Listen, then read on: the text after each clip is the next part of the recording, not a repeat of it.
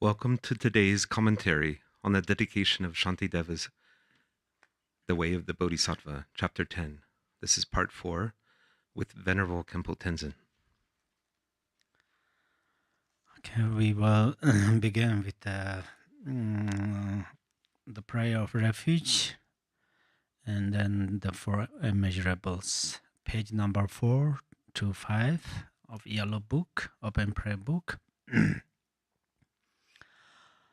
Until awakening, I took refuge in the Buddha, the Dharma, and the Supreme Assembly by the merit of generosity and the other perfections. May I attain Buddhahood for the benefit of all beings. Until awakening, I take refuge in the Buddha, the Dharma, and the Supreme Assembly by the merit of generosity and the other perfections. May I attain Buddhahood for the benefit of all beings. Until awakening, I take refuge in the Buddha, the Dharma, and the Supreme Assembly by the merit of generosity and the other perfections. May I attain Buddhahood for the benefit of all beings. May all mother sentient beings, limitless as space, have happiness and the cause of happiness. May they be free from suffering and the cause of suffering. May they not be separated from the happiness that is free from sorrow. May they rest in equanimity, free from attachment and aversion. May all mother sentient beings, limitless as space, have happiness and the cause of happiness. May they be free from suffering and the cause of suffering. May they not be separated from the happiness that is free from sorrow. May they rest in equanimity, free from attachment and aversion. May all mother sentient beings, limitless as space, have happiness and the cause of happiness. May they be free from suffering and the cause of suffering. May they not be separated from the happiness that is free from sorrow. May they rest in equanimity, free from attachment and aversion. Dongge doji jajere zonron shinjama da doje bonjam ba sarja lomba da vraji beka chaje jarbe chabdango zanzar turjen janje de lo naroda marba mala jije gambo ba pamudra ba jawan dong ba kaju lama namje da jon je dananda nazara damje da lama la bela ye jiso zon lo zon yon de jamzang ala ba Tindre donjindre begele zor dazo lo chuzon dravar zinja labda zor chu lamdan dravar zinja labda zor lan dravar zevar zinja labda Truba yishi zonja var zinja labda zor jinja zava lama jija kuzon doje silam da da da ke julan bede da ke timba da zinja jeton lapo jen dravar zinja labda zor Okay, dear brothers and sisters, today I think we are on the verse number 31. Verse number 31. First, I'm going to clarify one verse. I think the verse number 13. Friends, throw away your fears and quickly gather here. That part actually I explain through my poetry idea. Actually, I said that Manjushri call to those hell beings and say friends. So the reason I said that is their wisdom is Manjushri, and when they wake up, and then they how to say they listen to their wisdom and they understand the how to say they understood Manjushri and they understand that I'm going to throw away my fear and anxieties, something like that. But in the commentary, actually it is said that the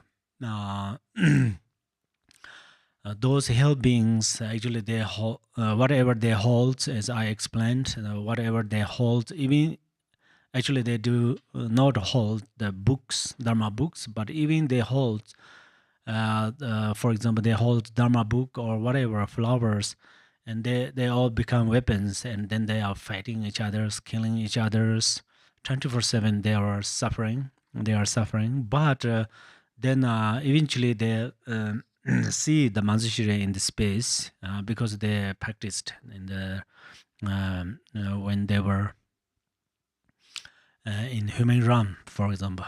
Then that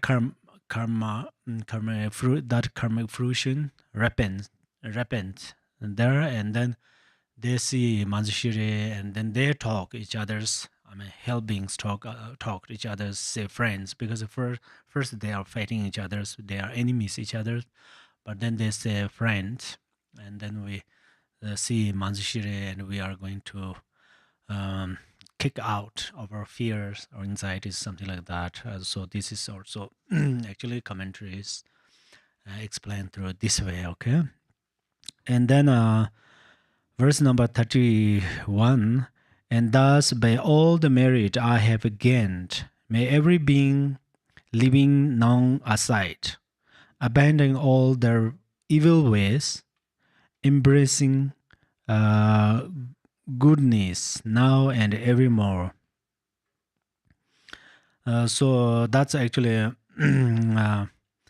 our merit or Shantideva's merit, or the merit of all the Buddhas and Bodhisattvas. The power of this merit, then all sentient beings purifies their negative activities, negative thoughts, negative emotions, and all these kind of non-virtues, and samaya downfall or breaking vows or whatever happened. It says, by all the merit I have gained, and then they all purifies. So this verse, the meaning is that. So whenever you recite this verse, you remember that, or you recite a single mantra, you should think, by this merit, then all beings purifies negative karma and a negative karma cause and effect. If you do this, you recite at the same time you dedicate your merit. So then from bodhicitta, may they never separate and constantly engage in bodhisattva deeds, and may they be accepted as disciples by the Buddhas, and turn aside from that is Mara's work. So at that moment, actually, this aspiration, how to say, this verse actually mentioned, may I not separate bodhicitta, bodhicitta of mind, or may I never separate loving kindness and relative bodhicitta, and then actually we are never separate from ultimate bodhicitta. Ultimate bodhicitta and Buddha are same. And also it mentions, may I never separate from engaging bodhicitta and aspiration of bodhicitta. Aspiration of bodhicitta means, as we said, may you have a good job, may you have a good health, may you have found good friends, may you have great opportunity to practice Dharma, may you attain Buddhahood. They all aspiration bodhicitta. Engaging bodhicitta is then we give rise to this aspiration in the mind, and then we recite some prayers and we meditate and we come to help directly. For example, someone need water, we give water. Someone need food, we give food. And someone need to understand the meaning of Dharma, we explain. So all of these things are engage or engaging bodhicitta. So then it also this verse says, and may they be accepted and discipled by Buddhas. So that means that is a very important one. So may these sentient beings become Shakyamuni Buddha's disciples. And may these sentient beings become Guru Vajradhara's disciples. And their Buddhas, those Buddhas and Gurus, they accepted that they are these beings are their student or disciples. So that part is very important. For example, right now we are disciple of Shakyamuni Buddha. So this it does not happen accidentally. We accumulated merit for many lives in our previous lives, and we definitely supplicated many times for like these verses. We say, "May all beings be accepted as disciples by the Buddhas," something like that. So when we did that for the sake of others, right now we become Shakyamuni Buddha's disciples. So right now we have a precious human life. We understand Dharma. We can read book through our eyes. We can listen Dharma teachings through our ears. We can meditate on Dharma through our mind. So that's where right now we have every facilities complete. All the facilities of Buddha is complete. That means in this life, within this body, in this moment, we will be able to attain Buddhahood through practicing on bodhicitta. So right now we have all these opportunities. It's very rare. It's very rare. So we definitely accumulated great merit, and we receive great blessings of Guru Vajradhara and Dharma friends and all the Buddhas and Yadam deities. So we do not waste this precious time. Because we just purify some non-virtues on our mind. That's all. So then we don't want to particularly create a new Buddha, because our mind is already Buddha. Our mind already enlightened, became enlightened. So we are not different Manjushri. We are not different or these Yidams. We are not different from Shakyamuni Buddha. We are not different our Guru Vajradhara. So that's where we should understand that. For understand, there is an obstacle to understand that is or the obscurations, the temporary obscurations. That's where we are going to wash or we are going to purify them through practice bodhicitta. Okay, and turn aside from what is Mara's work. So what is the Mara's work? Is one Mara is afflictive emotions, of course. So then afflictive emotions means attachment, aversion, jealousy, self-pride, ignorance, doubt, and these are, we call them Maras. And then another Mara is the aggregates we misunderstand with our body. This body is a five family Buddhas, but we perceive this body is ordinary body. That's where this body has lots of challenges, lots of obstacles. So we should understand that. And then we are going to conquer or eliminate the Mara of distraction. Our mind is distracted like a storms, like a winds. For example, there is a storm or hurricane or some. The storms and the hurricane, they destroy environment, house, people's life. Likewise, these afflictive emotions destroy our peaceful mind, compassion, bodhicitta, wisdom. For those reasons, we call them Mara. But our mind is the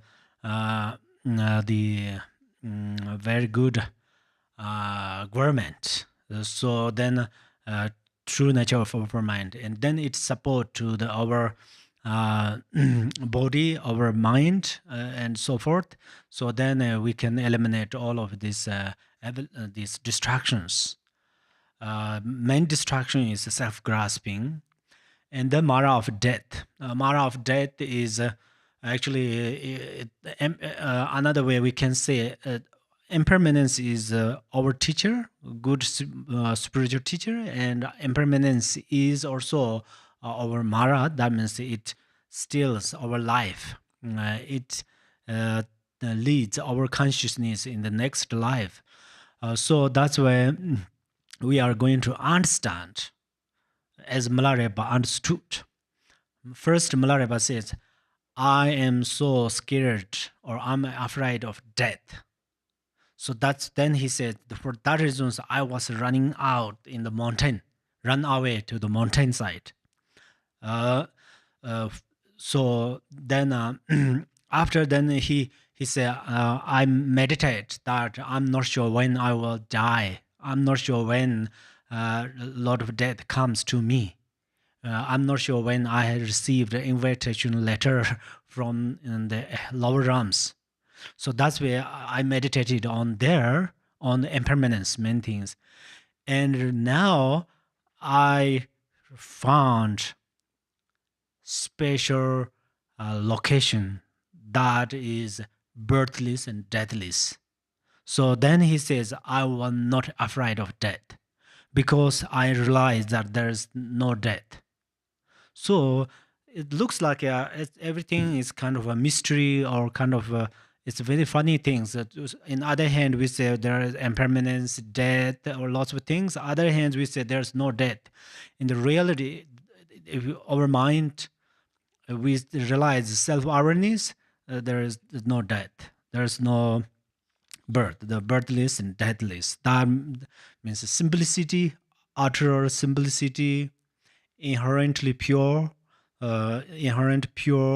and lucidity, clarity, union of emptiness and appearances. That's why we should understand that. We should understand the power through by our merit. So then we can conquer, or we can how to say we can eliminate all these maras. Okay. Verse number 33, and may these beings, each and every one, enjoy in unsurpassed longevity, living always in contentment.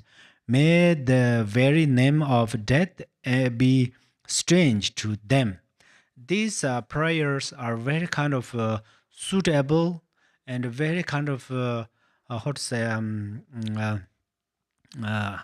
very suitable prayers. Otherwise, suddenly we say, may all beings attain Buddhahood.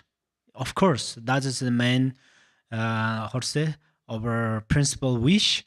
But some beings, they never have the idea of Dharma, and they are so difficult to attain Buddhahood. So that's where first they are going to attain higher realms. For example, there is a cow, we say, may you become Buddha now. It has power, but first we say, may you become, may you attain precious human life. So precious human life means if one found the human body, actually there are the 10 advantages or and 8, what to say, total there are 18 aspects.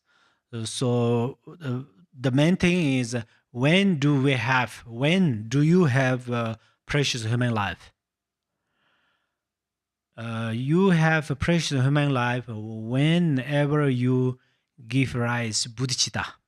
At that moment, you have a precious human life, because it's very difficult to give rise bodhicitta in the mind. So that's why we say precious, because if you at that time you have a supreme mind, excellent mind.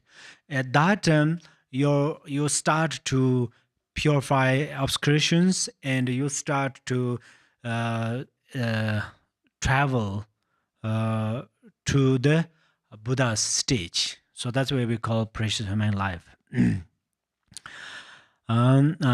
So, and then someone who attain precious human life, then it's a enjoy. If they have 21st, they are experience sorrow in 24/7. Of course, they can't practice. Yeah.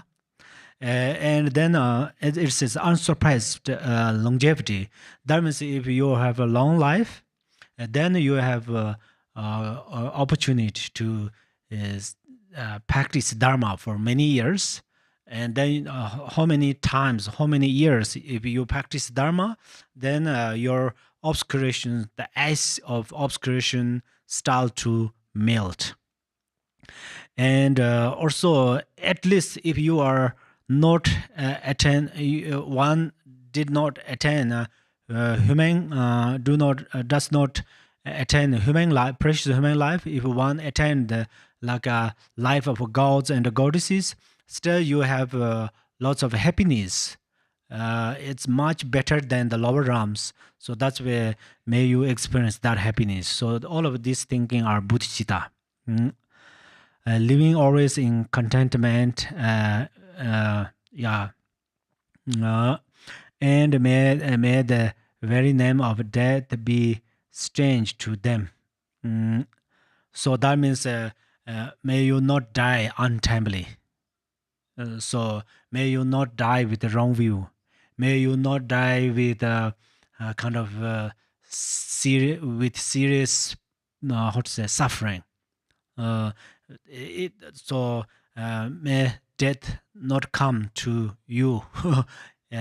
So something like that. So often we should think that during this recitation we can image our friends, our parents, our relatives, our neighbors, and all human beings and other animals. And then next is one ever sight in all the 10 directions, may groves of wish-fulfilling trees abound, resounding with the sweetness of the teachings spoken by the Buddhas and their Bodhisattvas children. So this prayer, during this prayer, the aspiration, this is the aspiration of purifying the realms. That means ordinary realm transform into pure land.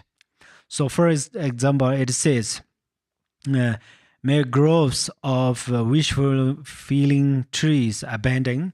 So that means if your land or if your yard has a wish fulfilling tree, and then at that time you accomplish your wish. If you are going to receive a path instruction from your guru, you receive it. If you need rain and rainbows, there comes rainbow appears to you, rain comes to you. If you don't want kind of rain and you need some the sunny, if you want sunny day, everything you can quickly accomplish. So then for that reasons, may your place have wish fulfilling trees, and also resounding the sweetness of the teachings spoken by the Buddhas and their Bodhisattvas children. Actually, what does it say is the number one is all the birds and in the space, and then these trees, and they're all kind of resounding the Dharma. So this is sometimes you cannot. You can do that through this. I mean, this happened because the power of your bodhicitta in previous lives or in this life. So what happened is some of my friends, they also told me, I taught many times actually. Maybe some remember this. I say when you see some clouds and you see some kind of other forms and shape or something like that, and you perceive, you try to see, oh, it is looks like my Guru Vajradhara's form. It is looks like my mandala of Yidam deity. It is looks like my Yidam deity. So this is looks like a refuge field. It is looks like a refuge tree. So if you do that, and after a little while, they really appears to you. It really appears to you. So that's very important whenever you go. And then sometimes if you in this life, if you going to some beautiful garden or some places when you drive a car or walking or traveling, at that time you see there are gorgeous mountain environments, and you can see beautiful flowers and a very kind of how to say beautiful lakes or rivers and so forth. At that time you offer that like a mandala yidam deities. So that you do that in this life, if you did this in previous lives or this life, and then sooner or later you can see yidam deities through those forms. For example, in this pure land, in this eon, many practitioners offer flowers to the in the autumn Buddhas and Guru Vajradharas and in the temple and so forth. The reason is that all of these came from Shakyamuni Buddha's merit.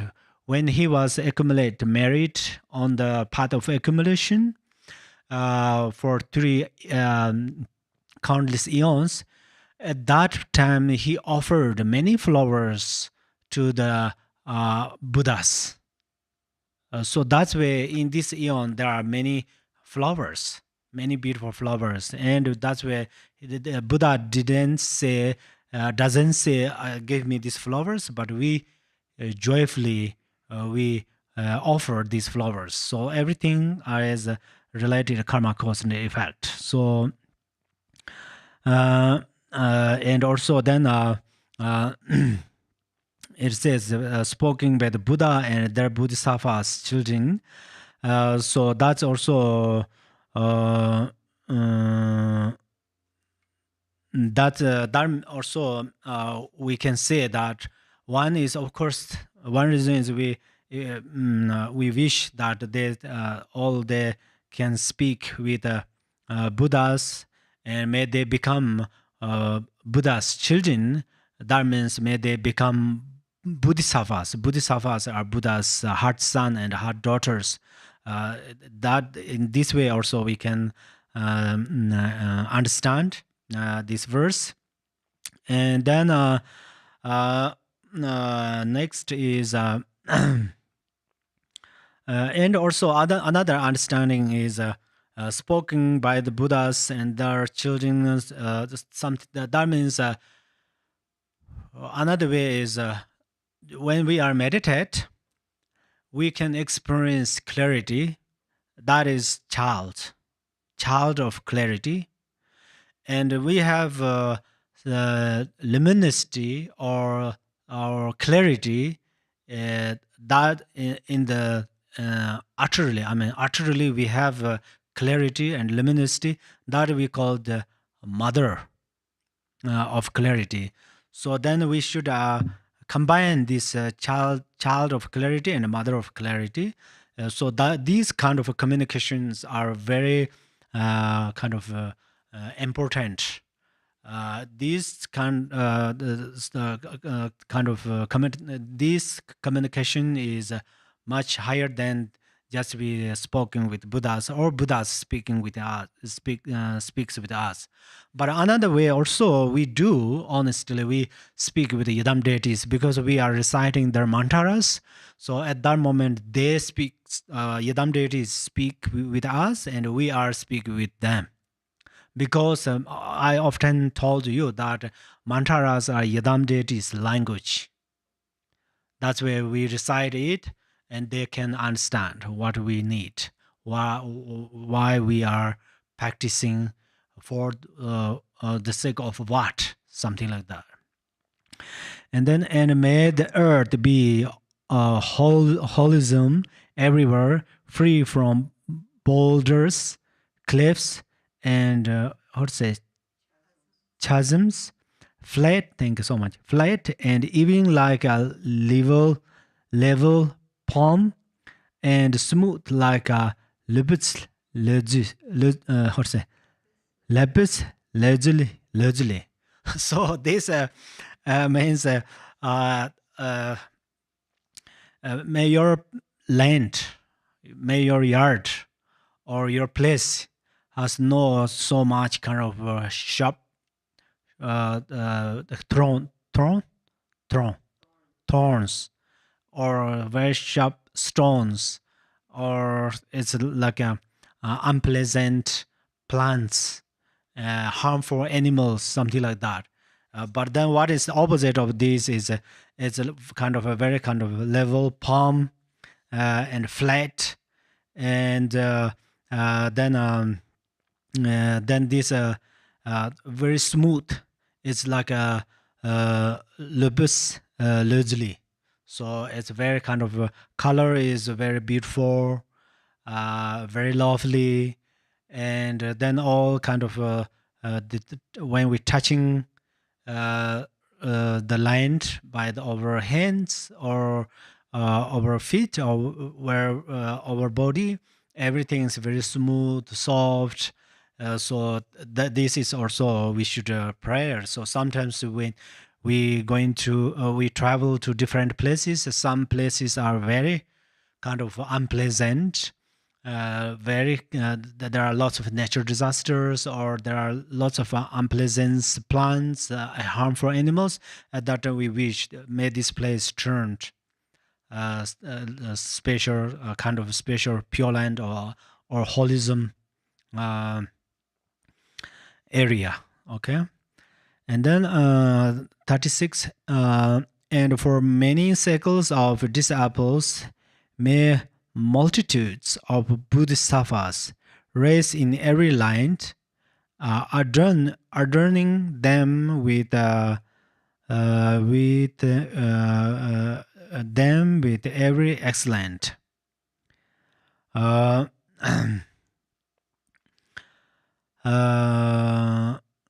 Actually, this moment,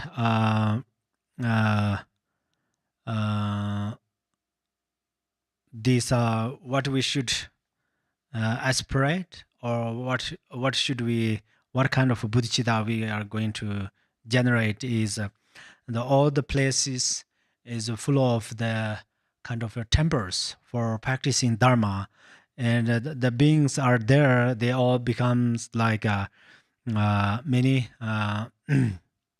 bodhisattvas and bodhisattvas, and then bodhisattvas and bodhisattvas are the great degradation of the place. So some area has always fighting, killing each other, so something like that. But some area is always the people are very harmony, respect each other, help each other, because their mind is peace. Their mind is peaceful, and they have so especially if they have a pure land, bodhicitta, then that land or location or place will become great, pure land.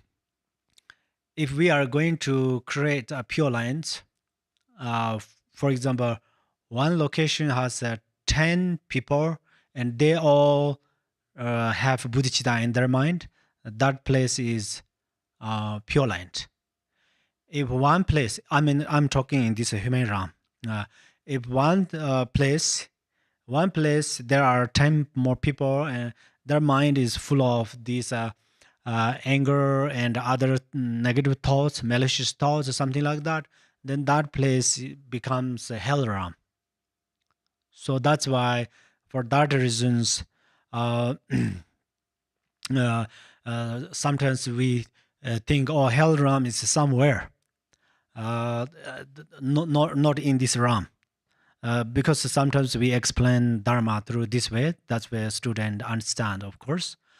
But in the reality, for example, there is a one animal.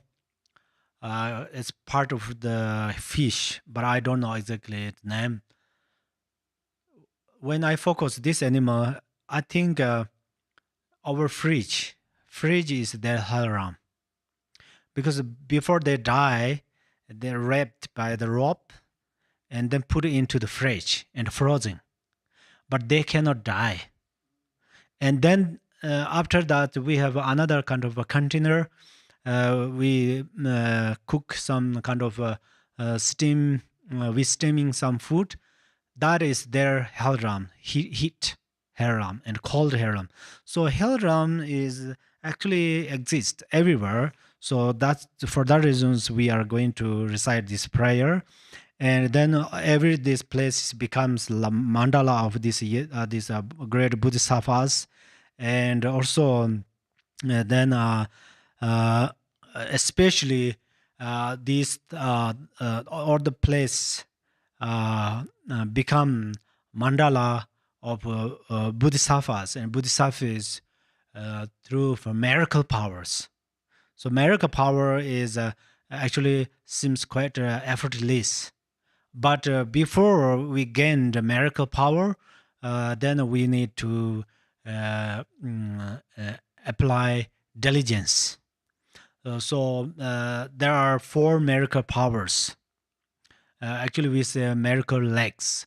So that means first we make efforts and practice well, and then kind of the power of a miracle power, we gain the realizations, we realize the true nature, and we can purify obscurations quickly. So any of these, the every line, adorning them with every excellent. So they all the power of miracles. Then they become bodhisattvas mandala, and this place is full of bodhisattvas and bodhisattvas. And then even the some how to say some place has many bodhisattvas, and then may that those bodhisattvas become degradation of that place. So, for example, Amita Sukhavati Pure Land. Sukhavati Pure Land is Pure Land because there all sentient beings there are the bodhisattvas and bodhisattvas.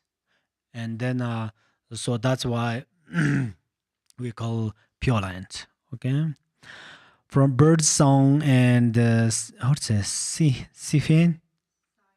sign of the trees, from shifts of light, and from the sky itself, my living beings, each and every one, perceive them constant sound of Dharma.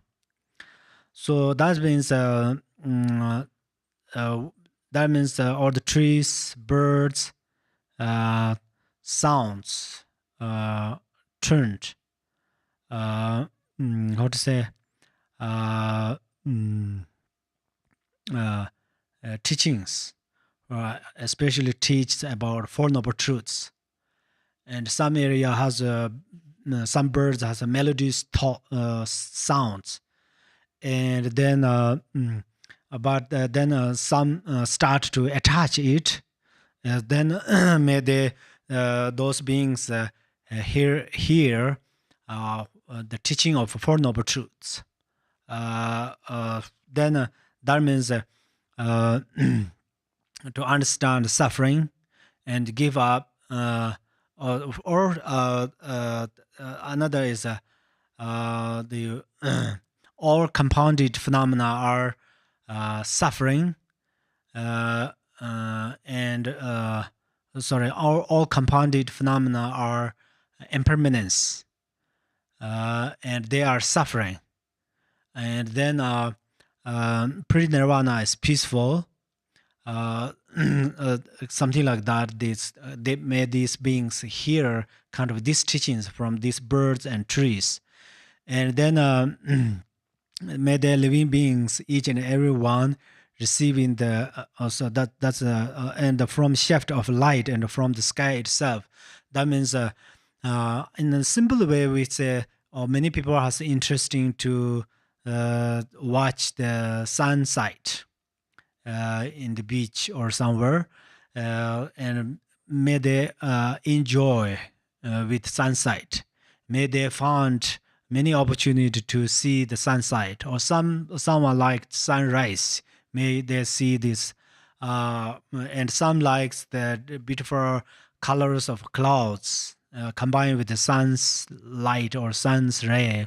So may they see every kind of good things, beautiful things, and that's also we can say. And then also there's a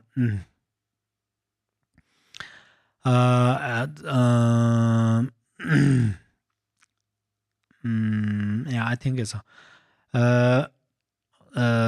then some area is prevent the light of the sun's ray and the moonlight and other beautiful kind of and gorgeous lights. That means some area has a kind of full of darkness, or appearances are unpleasant. So that's where then this the beautiful sun and the moonlight and other kind of lights purifies all these ugly appearances and so forth. And then may they come into the presence of Buddhas and meet with the Bodhisattvas, offspring of the name, which clouds of offering unbounded. May the teachers of the world be worshipped.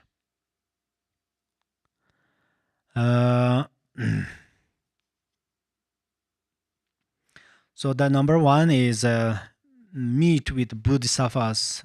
So that means those sentient beings often meet with Buddhas and great Bodhisattvas. If they do not meet great Bodhisattvas and Buddhas, and then they don't understand what is right and what is wrong, what is negative karma and what is the positive karma. And then some understand, or there is a karma, we believe, but still we don't understand well. We don't understand well what is the karma cause and effect. And many people are misunderstanding that, oh, somebody did a lot of mistakes, did a lot of wrong things, did evil things, but they accomplished the goals, they have a good life, a good health. But someone always practice well, doing very good things, but they have lots of suffering, lots of sorrow. What is this? So that's where when one has like this question from my side, for example, I say, may you meet great Buddha and a great Bodhisattva. Why? When you meet with them, they help you to understand, oh, some people did a lot of bad things now, but still they have good experiences. Why? Good fruitions. Why? Because right now they're exhausting their good karma. Because they accumulated some good karma in their previous lives, so that fruition happens now. And then they have no obstacles this life, but sooner or later they will experience intense suffering. So then you can give compassion. And then also, as it is, says, those beings and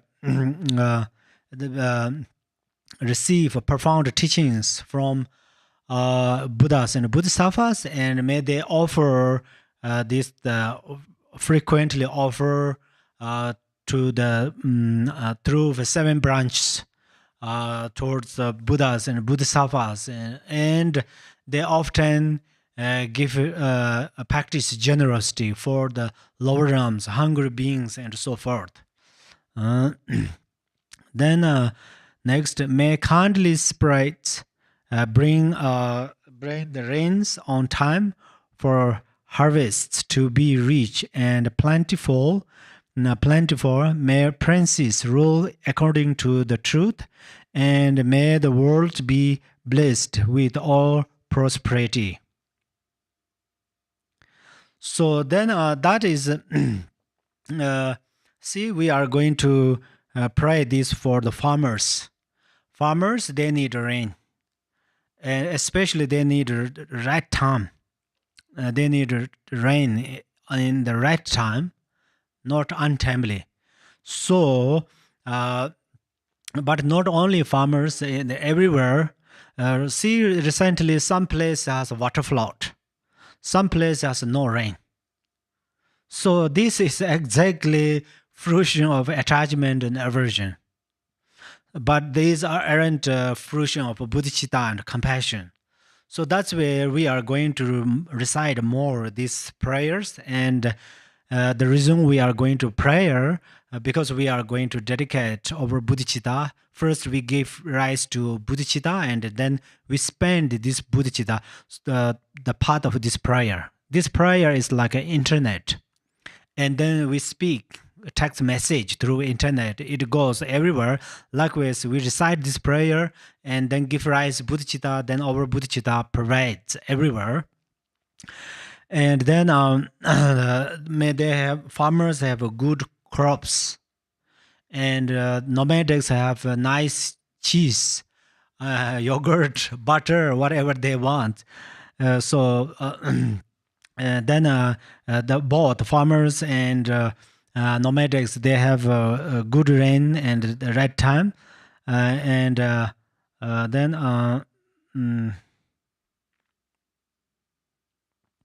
so this, if we do that, then we are take responsibility of great bodhisattvas and bodhisattvas. And then may medicine be strong and full of virtue. May healing spells be chanted with success. May spirits of the air that free of flesh be kind, their minds imbued with piety or pity. Pity. Oh yeah.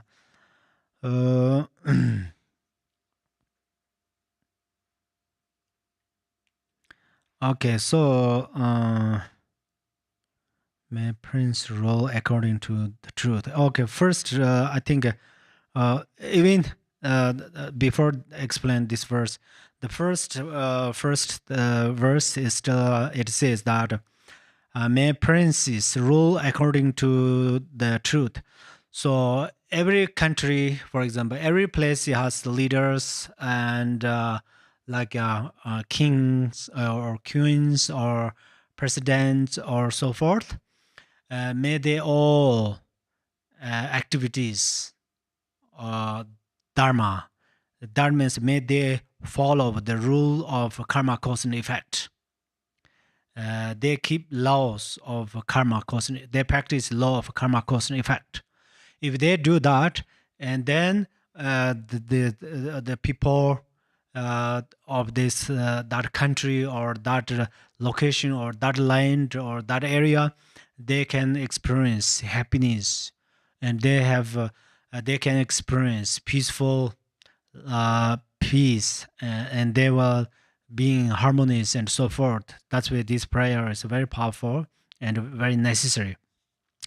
And then second line is may medicine be strong and full of virtue. See, so when you go into the hospital, at that time you can say, may these doctors, nurses greatly benefit all the patients, those people who visited there, who have illness, yeah. And then if you buy medicine, one small bottle of medicine, at that time kind of this type of medicine benefit greatly, and this very kind of this medicine becomes very kind of it becomes like a nectar, the cause of longevity. Whoever take this medicine, may they have a longevity, long life, healthy life, happy life. And then each and every morning or evening or anytime you take this medicine pill, at that time you should generate bodhicitta and think that may all beings who take this medicine, they recover right after their taking medicine, took the medicine. And then another prayer is you can think that I am taking this medicine for the sake of all sentient beings. Through I taking this, the power of this medicine which I take it, then all beings doesn't want to take medicine, and all beings recover from their illness. Some do not have sickness today, but the power of I taking this medicine, then may I the power of this, may they prevent their illness, may never get kind of flu or never get other sickness. So that's when you're taking medicine, you should do that. And may healing spells be chanted with success. That means many people hold the mala and recite mantras. And at that time, may all beings, all this recitation of mantra has a special power, healing power, and those beings who practice this for the sake of other beings, may they greatly benefit other beings. Even you recite a single mantra, sometimes some dirt comes in your eyes, you recite Om Mani Padme Hum and say, and sometimes you recite a single mantra in a very clean water, and you blow there, say that, and then wash your eye. It's really helped. It helps a lot. So at that time also you can think, may the power of Mani Mantra benefit, remove all the dirt from each and every being's eyes.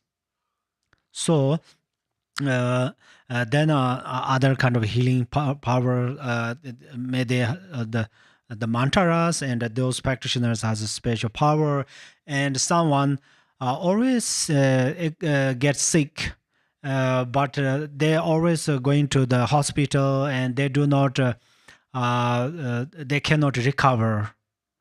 Even doctors cannot understand what is their illness at that time, and then they experience pain or sick or something like that, but they can't. At that time, it's better to go to somebody who utilize the healing power through mantra. So then it helps a lot. And then may sprays of the ear that feed on flesh. That means actually the also we should understand that that we have daily practice. Maybe every Dharma practitioners has a daily practice, daily prayers that we never missing early morning one time and evening one time. So that's why may these prayers also have a great power for the sake of these practitioners, and for the sake of these practitioners' family, relatives, friends, and neighbors, and then all the sentient beings. We can say that, and also then all the kind of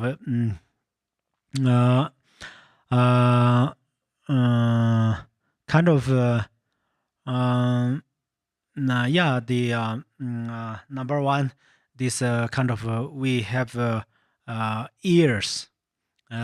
So if there are many pollutions, and then these pollutions are cause of unhealthy.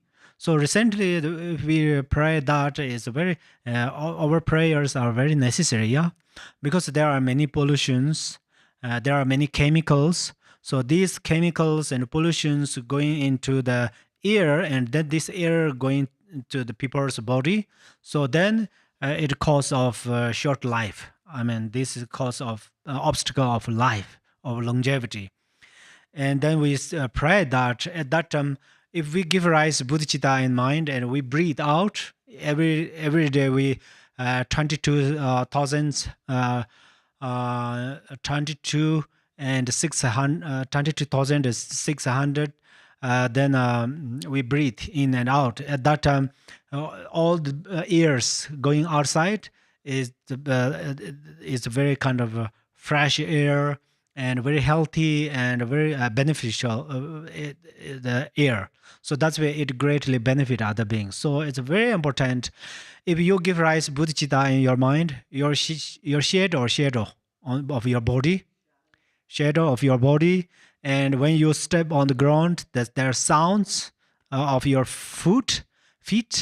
It's a different sound if you are walking on the dirt road, or at that time you have a sound, and your smell, and everything, every your activities and every your kind of parts of body really greatly benefit other beings. So that's where give rise bodhicitta is very important. As I mentioned, you breathe at that time, it greatly benefit. And then the result of that karma, what happened is if you breathe good air, kind of a hygienic air, that best hygienic air is air of bodhicitta. So in our mind and air are actually, we say wind. So mind and winds are the inseparable in our mind. Eventually, the very subtle mind is wind. Very subtle wind is mind.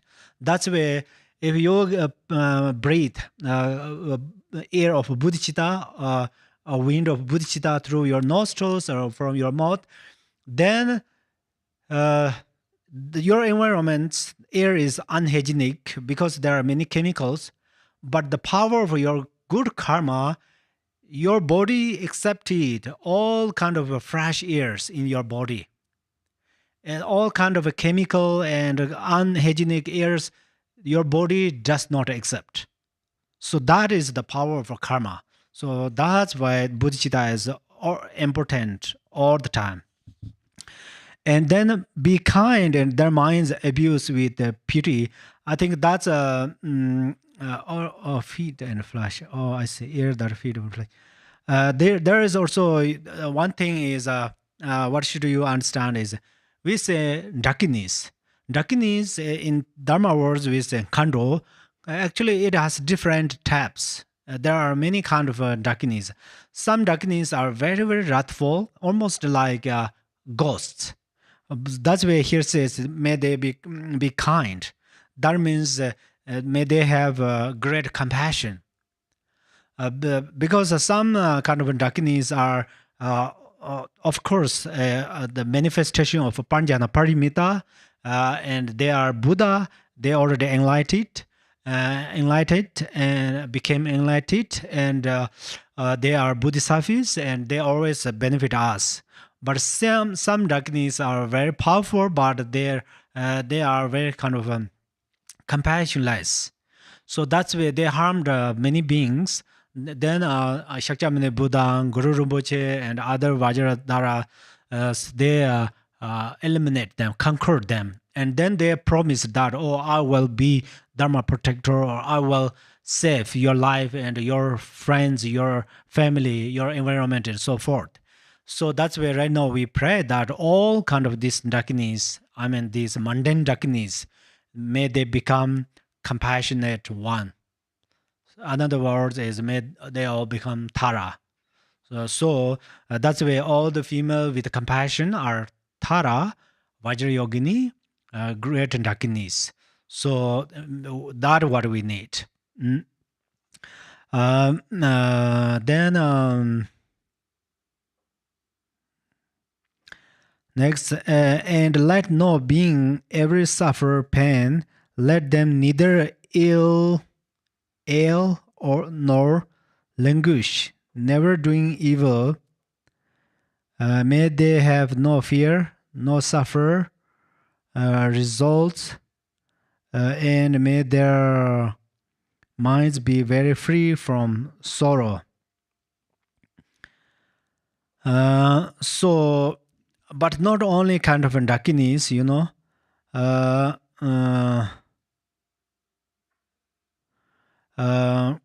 that's all the spirits like ghosts.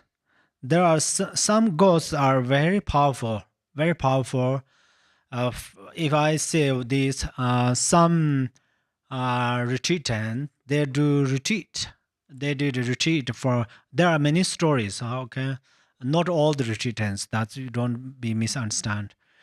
Some then retreatants, they retreat, but they don't have compassion, and they recite many mantras. So the mantra has a special power, and eventually they have wrong view. They give rise wrong view, and they misunderstand something, and then they are become very powerful ghost. Maybe it's called demon or some ghost. Yeah, ghost, spirits or ghost. And then it's so difficult to conquer or eliminate them. And so but they have so power. They have great power. I don't know. It's a great power. They have a very strong power, and then they harm many beings. So there are many stories. But then here we say, oh, may they all have, they all possess compassion. So if they have compassion, then there's no chance that they harm other beings. And then they utilize their powers for support, help all the practitioners. And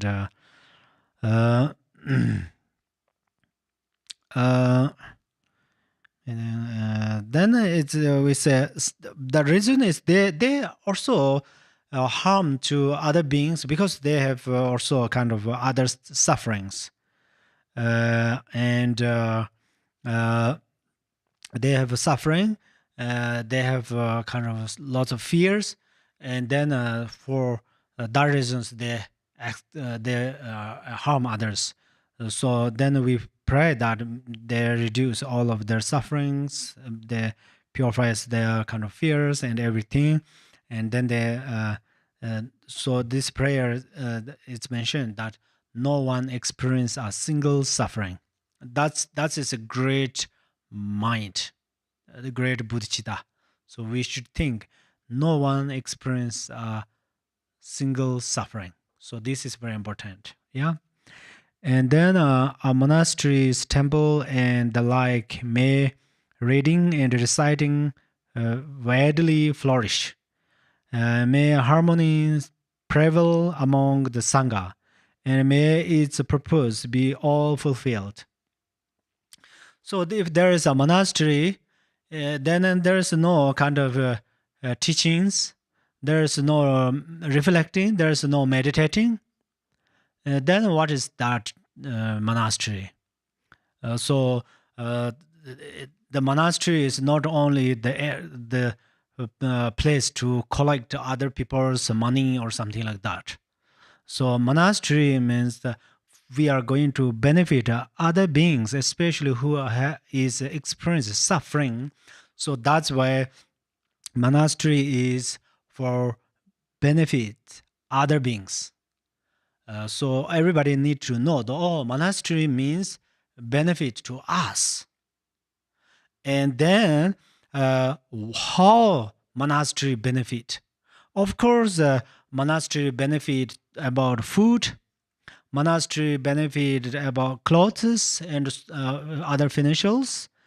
That is related to the first perfection of generosity. And another way is monastery. The main principal activities of monastery is listening teaching and giving teachings, and then reflecting the meaning of these teachings.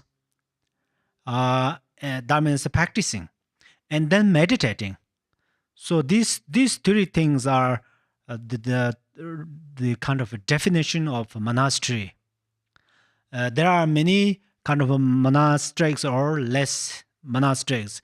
If a monastery has kind of this or well-known monastery or not well-known, if this monastery has these three things, then this monastery is super. So that's a, and then if that monastery has then you should understand about Buddha's three baskets. That means his teachings about the Sutara, about the Vinaya, about the Abhidharma Kosha text, and then Vajrayana teachings, and so forth. These are, and then practice day and night. Then the monastery is very important. But I don't mean monastery should be very poor. Because as here says that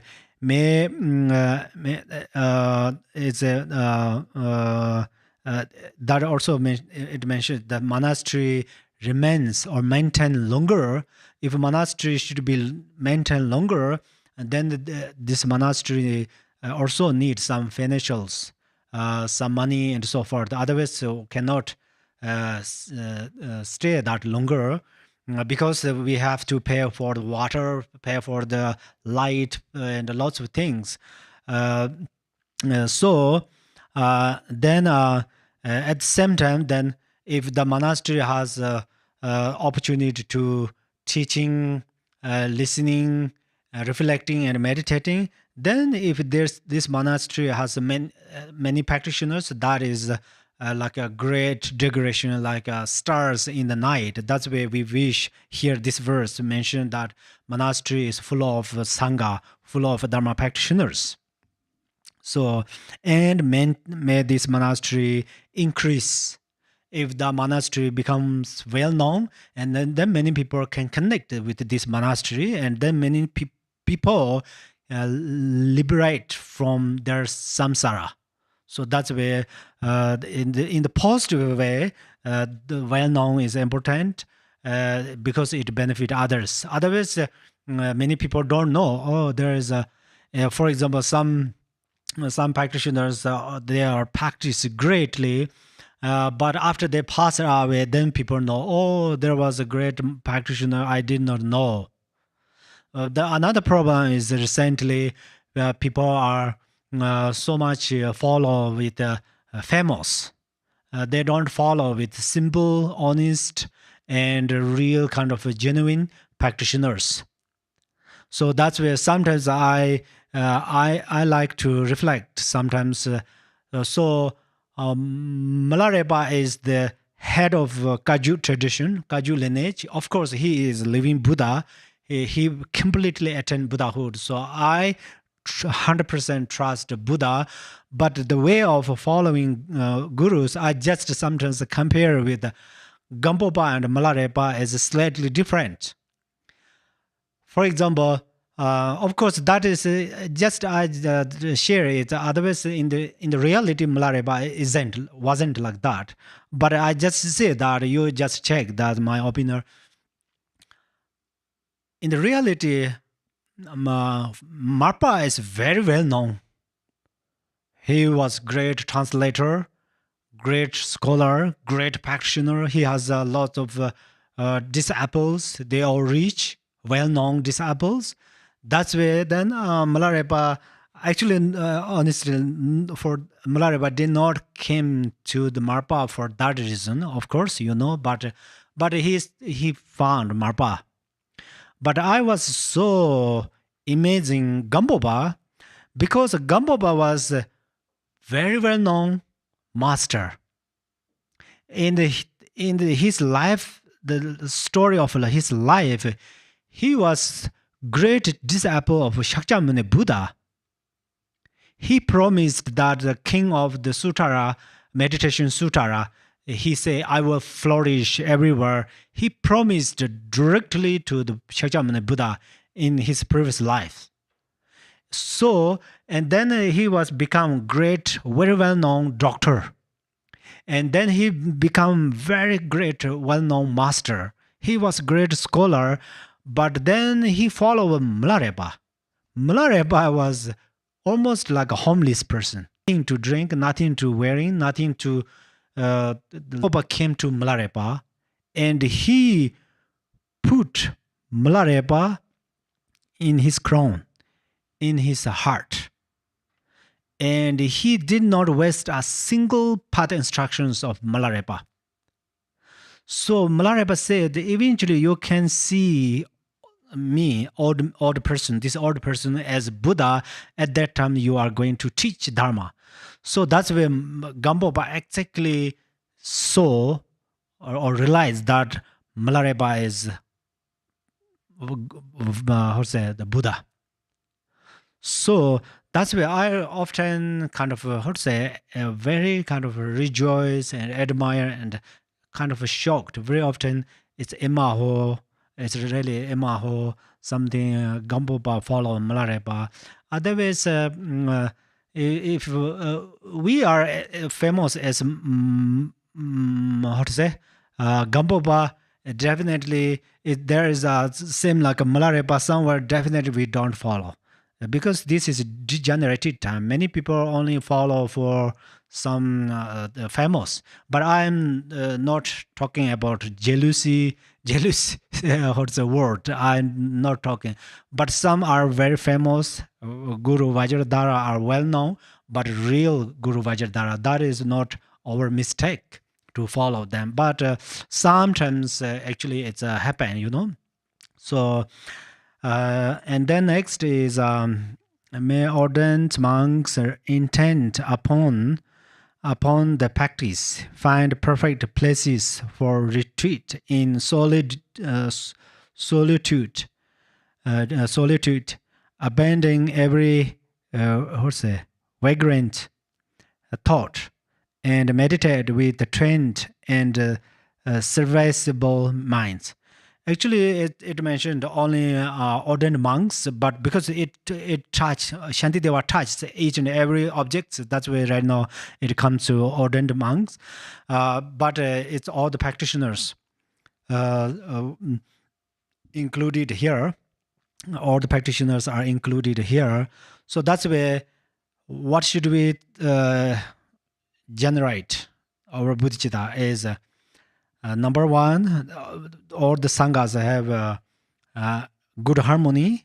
That means then they keep pure samaya, and then they found perfect places. Especially beginner practitioners. If you are new sangha, a new practitioner, place environment is very important. If you try to meditate in this museum, or if you try to meditate or practice in the public area, it's quite difficult. That's where there is a Sabzangwa, the Trozangwa. Best place, best friend is the good circumstance of a yogi. So that means our great meditators. So that's why may you have found a very good place. It says solitude. Solitude is, even you are stay on that place, the power of this environment or place, your meditation gives rise from your mind.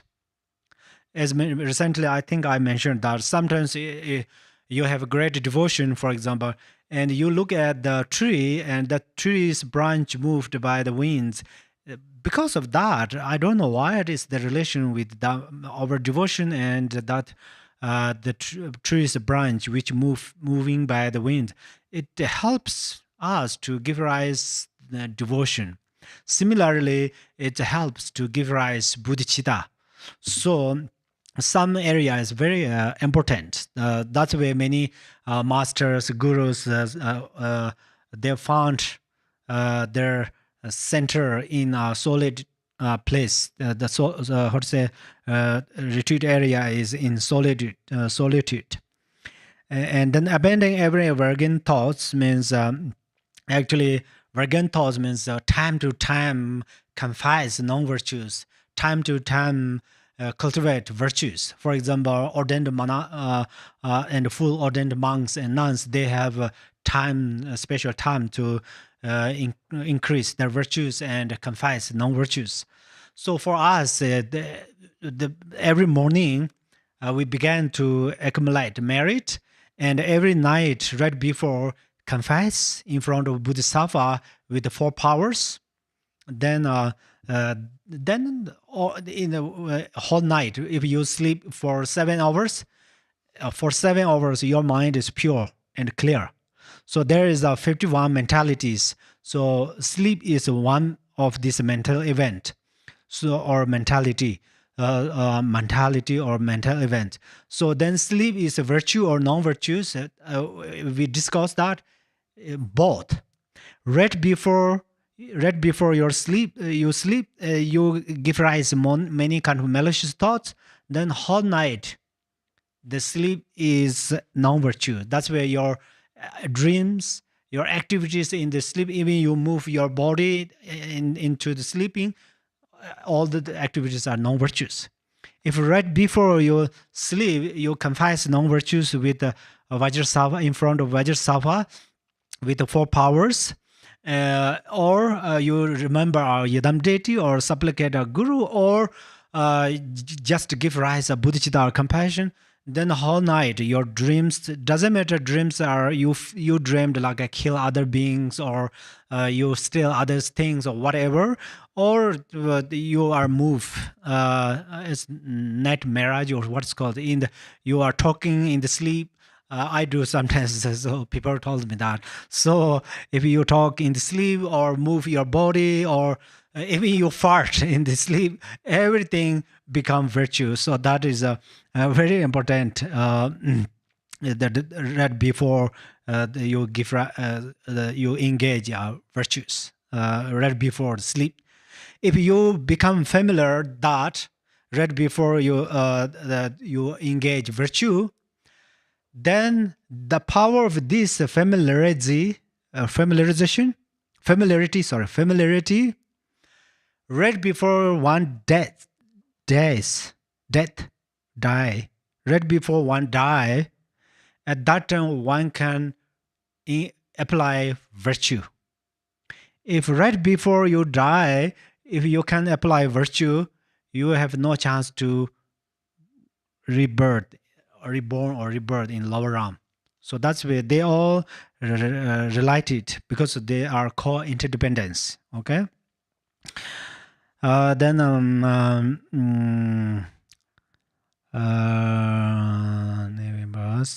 may nuns have all their wants supplied, may quarreling vindictiveness be strange to them. Let all who have embraced monastic life uphold a pure and unimpaired observance. So that prayer is very true. So it's some place has thousands of monks. Some areas so difficult to become nuns. Even the become monks is difficult because they need a lot of things. If one found only one master Khenpo to receive a vow, it's just not enough. Still, that Khenpo, they need some other helpers to give vows, and you need some friend to become ordained monastery or something like that. And then you need to find, if there are plenty of fabric or clothes in the shopping centers, if there's no dharma robes, there's no yellow dharma robes and so forth, it's very difficult. That's where his prayer says that.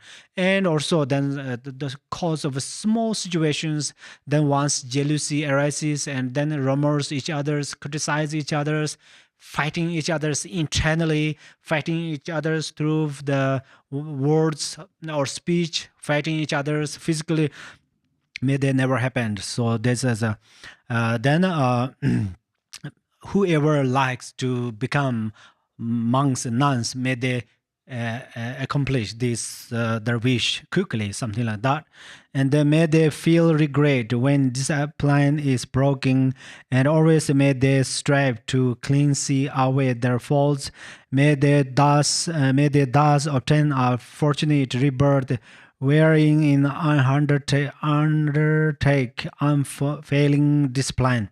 So that means, okay, if you are monk, nuns, or full ordained monks, nuns, or you are just taking upasaka vow for only one day, then Sobjong vows, like a fasting or nyungne, may you keep this purely.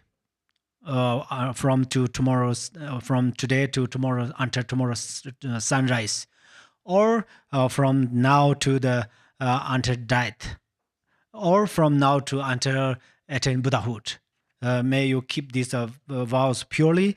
If because of your ignorance, because of your attachment, because of your other afflictive thoughts, if you are engaging, break the vows or some down for samaya down for something, and may you confess all of these things. So that's a so that's why if you notice somewhere has ex monks, nuns, or something like that, at that time you can pray this. You can remember this during this recitation, them, and may they purify their non-virtues.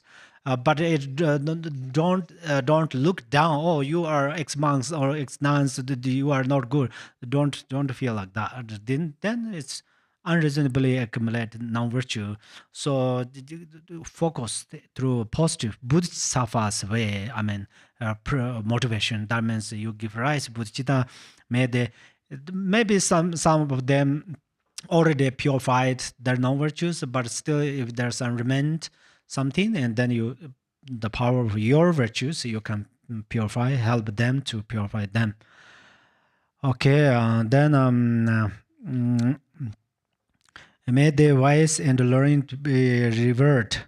May the wise and learned be revered, and always be sustained by offerings, with minds suffused with purity. May their renown separate far and wide. So that means those who have knowledge about Dharma through meditating, reflecting, and learning, and listening, and other practices, and then may people respect them. So this is also a very important part, because if we do not respect those who possess Dharma qualities, Dharma knowledges, okay, then we look down. Oh, you are not important. I can learn that if I do. Right now, I did not learn a single day, but if I learn, I am very easy. Okay, you can look down that Dharma scholars, or you can say that probably that scholar may not reply that negative words or actions. But what happened is, if you look down one scholar one time, and then your friend look down, and then your kind of organized look down, and eventually then all the society, they don't care about that who has the Dharma knowledge. And then slowly what happened is they there become very kind of many people have lost their interest to learning Dharma, because the Dharma learning is because people are looking to the Dharma scholar like they are kill somebody, or maybe they engage 5x pebbles, or probably they steal somebody's things, or probably they did a lot of kind of dangerous things. If we do like that, and then people start to lose their interest to study. And then after decades later, there were no more people learning Dharma. And then no more people can teach correctly. And then after 10 or 15 decades later, everybody becomes blunt. I mean, in the karma, cause and effect, and so forth. So the main thing is, this is also very important. Sometimes it happens that in the reality, the Dharma learners, not easy. For example, we are listening Dharma for 2 hours. It's not easy. It hurts our knees. It hurts our bottom, or so difficult. Sometimes we can understand pretty okay. Sometimes what he or her is speaking, we don't understand. Sometimes shared some lovely words. Sometimes it seems like a criticize or something like that. It's so difficult to be tolerant. So listening Dharma is not easy. If we are going to destroy this, is really sinful. And then same like study, Dharma study is not easy. Dharma study, today we study, tomorrow totally understand. Not like that. For many years, for many months, not take down the belt. All these clothes are wearing under the blankets. Early morning, wake up. Even outside is very cold, frozen, and then memory this the root text. And then if one is going far from one's home, family, for study Dharma, then finish all the food. And then there's no more clothes to change. It's winter, is lots of so cold, and sometimes there's no so heat. And then there's cannot find get the good healthy food. That's why many kind of the scholars, they have kidney problems. Dharma scholars, I mean, they have kidney problems because they stay on the storm, even in the winter, in the storm, and memory that. So that's why they have the kind of this cold disease. That's where has kidney problems. And then sometimes they have a very only single food that is very old. They eat that in morning, afternoon, and lunch, a single food. Even they cannot fill their stomach. They eat very small piece because they are going to not finish every food. After finish food, that they are going to become beggar, and they ask some food, not easily get it, and it wastes their time because teaching is not just only for study. During the teaching, you want to receive oral transmissions, and then teachings are extremely important. Each and every path instructions can change one's life. That's where it's so difficult. So studying is a great undertaking, hardship, so we don't look down. And then meditators, meditation is not easy. We start to close eyes, and then many thoughts interrupt, so it's not easy. So that's why we are going to respect all these great meditators, great practitioners, and who learning, who listening all the Dharma. So this then if listening Dharma, their mind become peaceful. If one person is peaceful, then that person can create harmonies in one's family, and then one's organize or one's kind of environment and so forth. So eventually, then they introduce one's nature state of mind. So eventually, they introduce to you that you are the Buddha, and they help you to how to remove all this ignorance and so forth. That's where this is also very important. If something happened somewhere, then we are going to remember that during this recitation, but we don't want to criticize those people who do that, but instead, may these scholars not experience like that. May these practitioners not experience like that, something like that, yeah? And may they have great experience through the fruition of their practices and so forth. And then next, may the okay, this we did. Instead, we try to increase their activities, may flourish their activities. Then your activities become Bodhisattva's activity, Bodhisattva's activity. Don't destroy each others. So. All the results we can experience ourselves. Okay, may beings never languish in the lower realms. May pain and hardship be unknown to them, enjoying more than godlike strength and beauty. May Buddhahood for them be sweetly gained.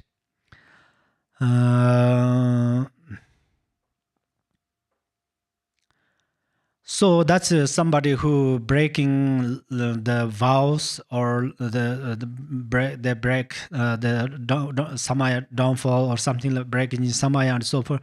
May then, because of their karma, they will experience some suffering in the hell realm or lower realms.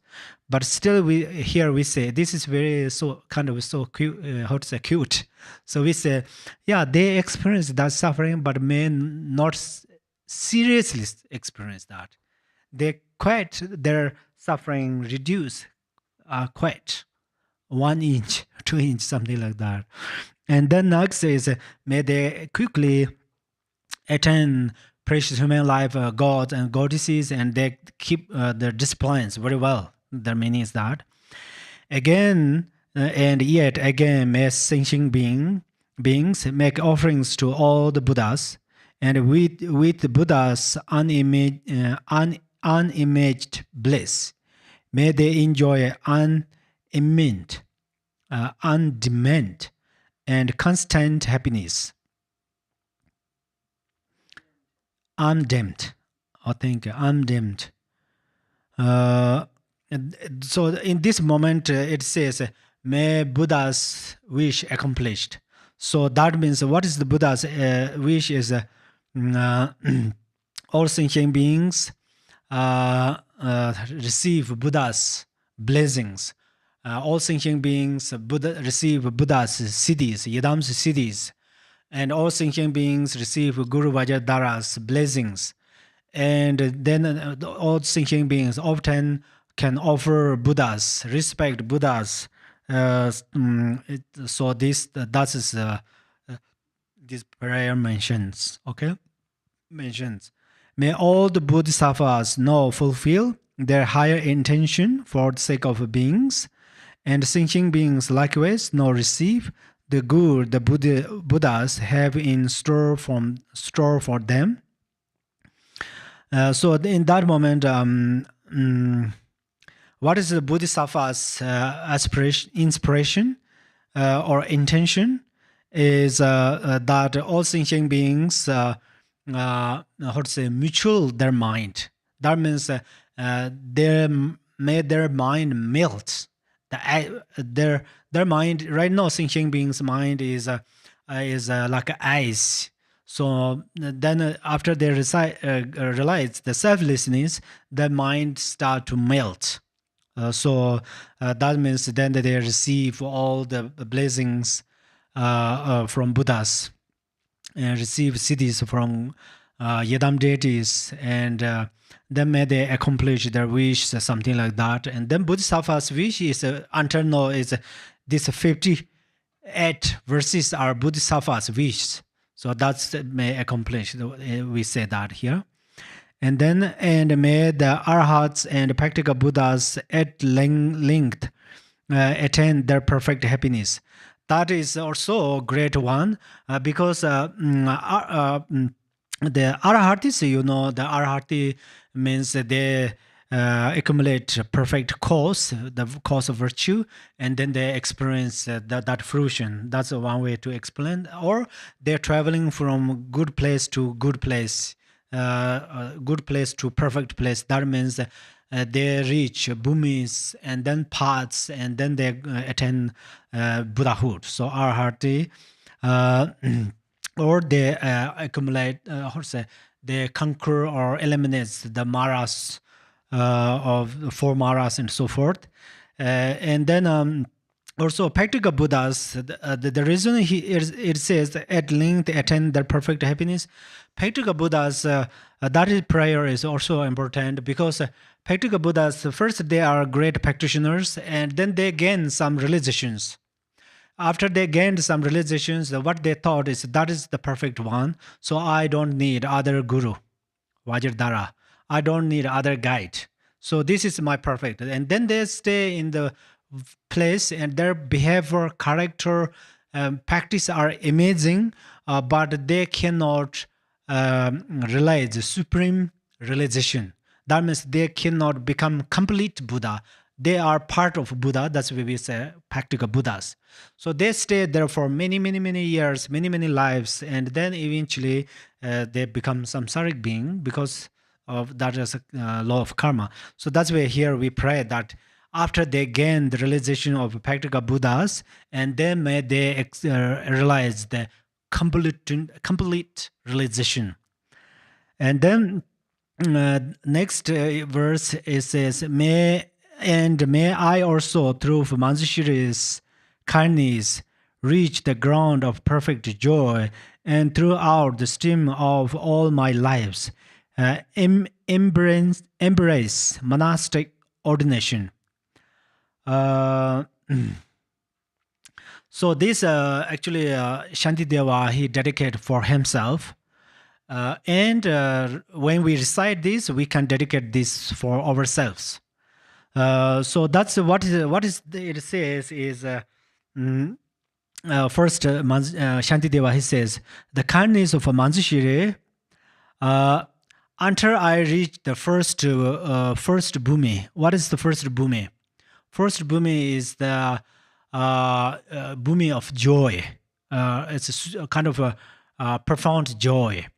The reason we call the profound joy, because one reached on this bhumi, at that time one sees the true nature like a dawn, early morning. It's become like a morning. So that's where then he has hundreds of gift rights in his mind, hundreds of qualities. Their qualities are the qualities of Buddhas.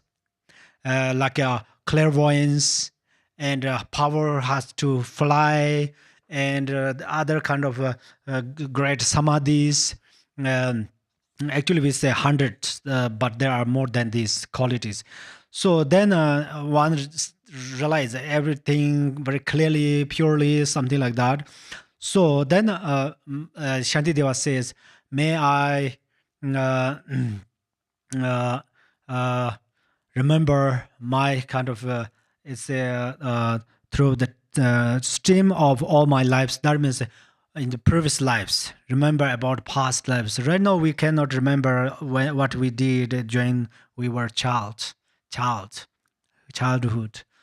So that's why we don't know what is our past life, why we how we are secularly existing in this samsara. We don't know even how we are secularly existing today, now. Still, we don't know. That means we have very thick or very deep ignorance. So then, but Shantideva said, until I attend the first bhumi. So at that time, we have a question, maybe he did not attend that bhumi. No, that's for the sake of us. He mentioned that.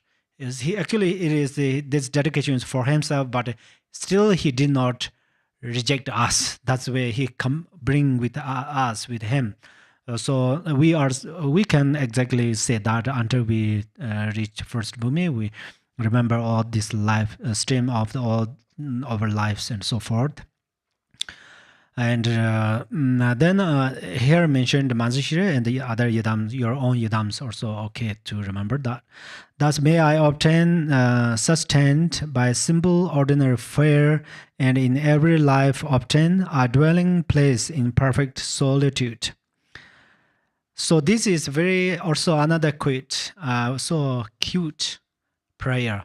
So in this case, we understand how Shantideva engaged undertaking hardship. So that means first Shantideva was prince. So of course he has plenty of food and everything he has lots of things. But he become Dharma practitioner, especially he went out from this Nalinda, he becomes like a homeless person. So that's why he has a small food. But then he said that through this small food, for example, one single nut or a single apple or single fruition or this or cup of coffee or tea, it helps me to my body, my health, and then I can continually practice. I can increase my practices. I can apply more diligence, and so forth. So that's we can pray that when we eat something and drink something. And then next, whenever I desire to gaze on him or put to him the slightest questions, may I behold the unobstructed vision of Manzungosha, my protector. So then this he says, Manzushira said, if I remember, I love to see Manzushiri, may I can see him. May I can, I have some questions. Immediately, I can ask Manzushiri. So this is what he supplicate or pray, something like that. And then he also probably was okay. This yeah. Then also he was a full ordained monk, and then he also prayed this verse number 51. He prays that may I become full ordained monks for many lives. He said that, and then 54 verse number 54 until there I explain. To satisfy the needs of beings dwelling in the 10 directions to the margins of the sky, may I reflect in every deed the perfect exploits of Manzushiri. Okay, then in this moment, what he said is, as Manzushiri is a very beginnerless Buddha, very first Buddha, I mean, and then, but Manzushiri, he has many kind of manifestations. For example, we have recitation or supplication of Manzushiri in the prayer books. They all Manzushiri's manifestation or reincarnation. And his mantra, Om Arapaza Nadi, Om Wangshuru Mum, they all Manzushiri's manifestation because they all take responsibility as Manzushiri. So that's where Manzushiri has many aspirations, manifestations, and through that way, Manzushiri benefit all beings. So likewise, may I can benefit all beings as a Manzushiri, or in the form of Manzushiri or activities of Manzushiri. That's Shantideva pray like this, and we should also do like that at that time. And then next, and now as long as space endures, as long as there are beings to be found, may I continue likewise to remain, to drive away the sorrows of the world. See, it's how profound. So that's where, as this prayer says, that may I, live or I remains here longer. For what? For the sake of all beings, because they are under this samsara emptied. All the sentient beings remain here. That's where I'm going to help them. So for that reason, I'm going to stay longer in this world. As a moment ago, we prayed that 47 verses is that all beings have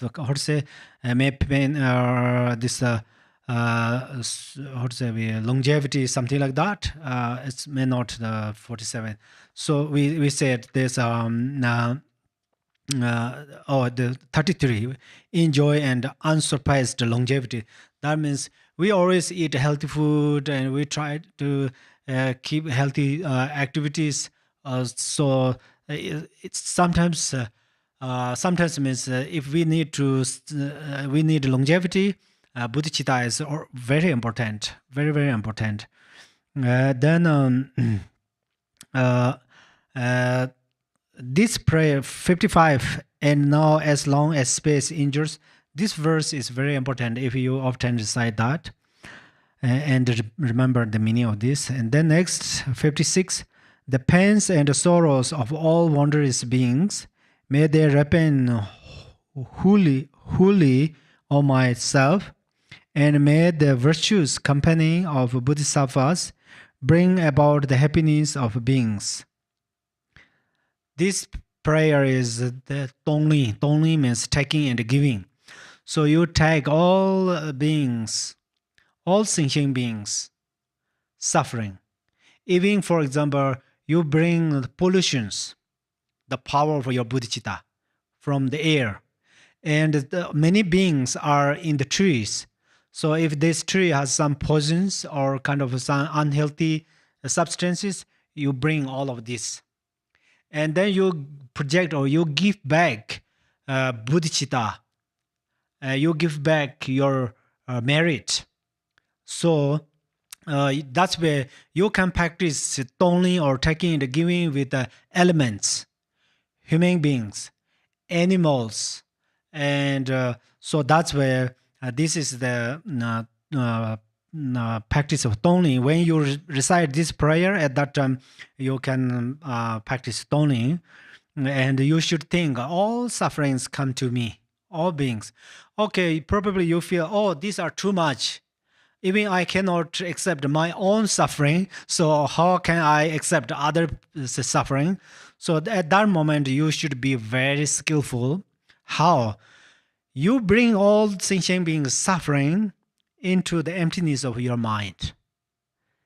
And then you just dissolve like ocean's wave dissolves into the ocean. So you dissolve all these sufferings into the emptiness of your mind. That is, we say samaya, seal. That means you bring all kind of these sufferings into the emptiness. So you don't want to experience like a headache and ache stomach or something like that. You will not experience a single pain or suffering. So you just dissolve into the emptiness and relax there. That is the Mahamudara, that is the Dzogpa Shimbu, that is the, how to say this, non-duality and completion stage. So you rest on that stage for a little while. But again, you come back from there, and of course you can see, you can hear, you can feel other things through your five senses. That's where you project your bodhicitta through your eyes, ears, nostrils, and pulse of all of the holes of your body. It's just a project like a sunrise, and you give that, and then bring project your happiness, merit, and spiritual powers, and then bring back this. So you do that. That is the perfect tongli, and then that means you safe environment. You protect environment. You protect all sentient beings. So you become great protector. And then this next is may doctrining only remedy for suffering, the source of every bliss and happiness, by nurtured and upheld with reverence, and throughout a vast continuance of time endure. So this part is you should see the actually this dedication is for dedicate to flourish the Dharma. So that this Shantideva conclude what is the Dharma. He gave some definitions of Buddha Dharma or Dharma Buddhism. So that's where Buddha Dharma is the source of all the happiness. And Buddha Dharma is special medicine to eliminate all the sufferings of all sentient beings. Is it true or not? You are going to understand. And then you experience by yourself. If you give rise to bodhicitta for a single moment, at that moment you can avoid your suffering. So you check, you test by yourself.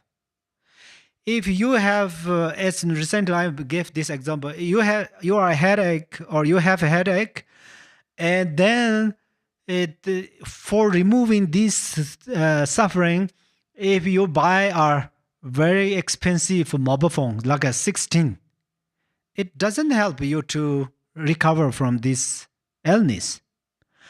But if you meditate on bodhicitta for this moment, best is ultimate bodhicitta, is rest on non-duality. If you can't, at least you just give bodhicitta other beings.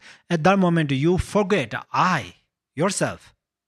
Then I have a headache is zero. So that's where, that is the proof. So Dharma is the medicine. So that's where, please, you try to practice Dharma and try to flourish Dharma. Try to flourish Dharma is pretty unique. Oh, we are going to flourish Dharma because we need many Dharma practitioners. This is not our expectation. Dharma benefit other beings because they are experiencing suffering. They are in the form of the sorrow. That's where they need Dharma. So if I can teach, I will teach. If I can help other ways, I can help other ways to practice Dharma.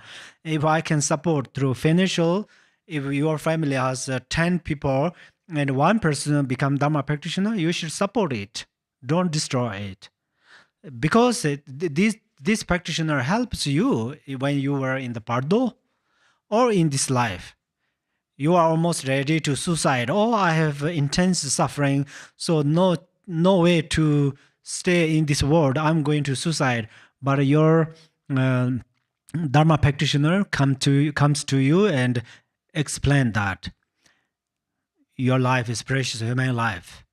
If you can stay in this world at least 10 years, at that time you will be able to become enlightened. You will be able to attain Buddhahood. So don't in a rush to go next life. So your Dharma friend helps you. So in other ways also, Dharma helps you a lot when you are engaging some problems and difficulties. And then the next verse is, and now to Manzun Gosha I prostrate, whose kindness is the wellspring of my good intent. And to my virtuous friends, I also bow, whose aspiration gave me strength to grow. So that's a moment he remember, Shantideva remember the kindness of Manjushri, and also he remember kindness of his guru, Vajradhara. I think his name is Jarvala. That means he gave him a full ordained vow. And he gave him Shantideva, the name of Shantideva. So then what he said, what is his wish is the kindness of Manjushri and the kindness of his guru, I think Jarvala, then may I can greatly benefit all beings, and may I can liberate all beings from samsara.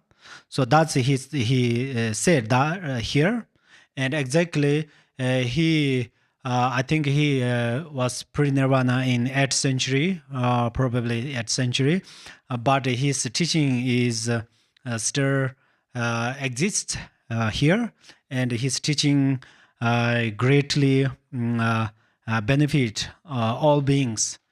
In the recently we are readily teaching here. Otherwise, in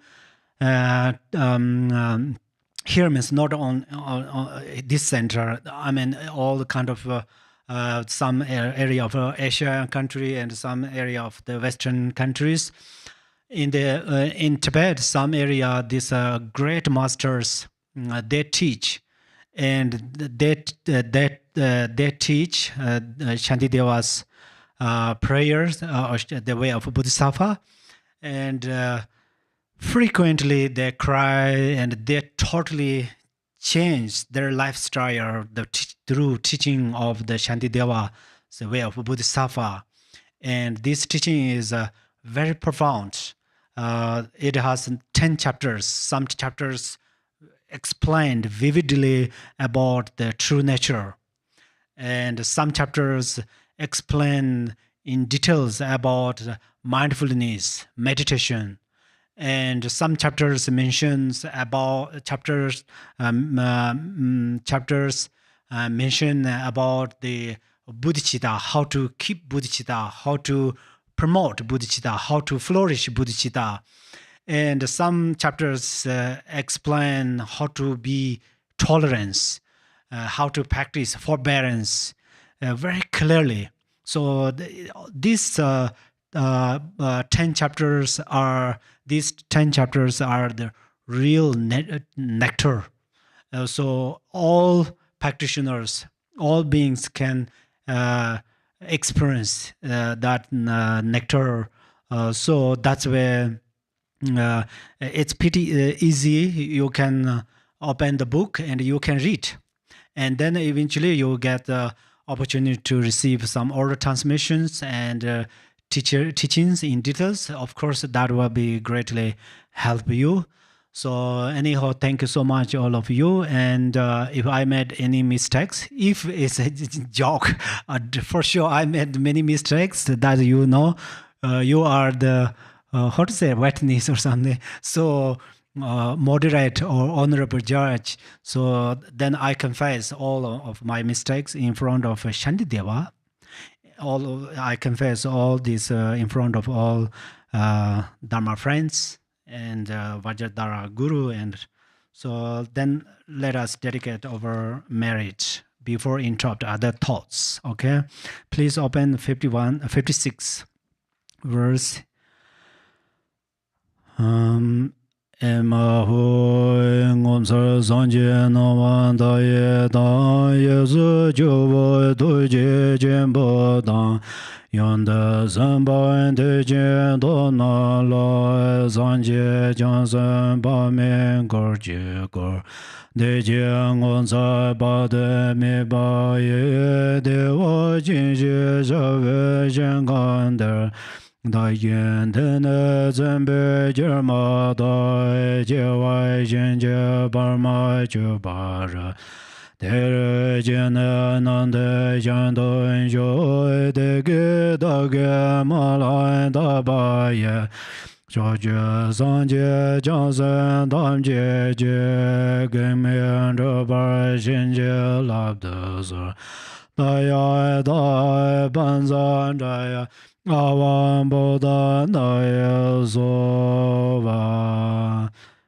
come to the page 28, I think, 28. Chanjo Zenjo Renpo Je Ma Je Ban Nan Je Jur Je Je Ba Nyan Ba Me Ba Yang Gon Ne Gon De Pe War Jo. May the bodhicitta, the precious and supreme mind, arise in whom it has not yet arising. Where it has arising, may it not decline, but ever increase higher and higher.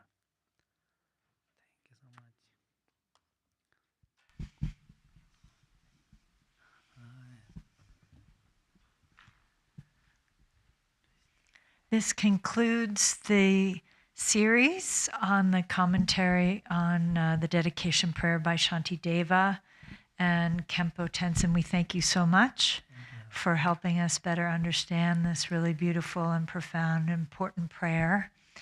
And we ask that you continue to teach us the Dharma. And I know that Garchen Rinpoche would like us all to continue to recite this prayer as much as possible. Thank you so much.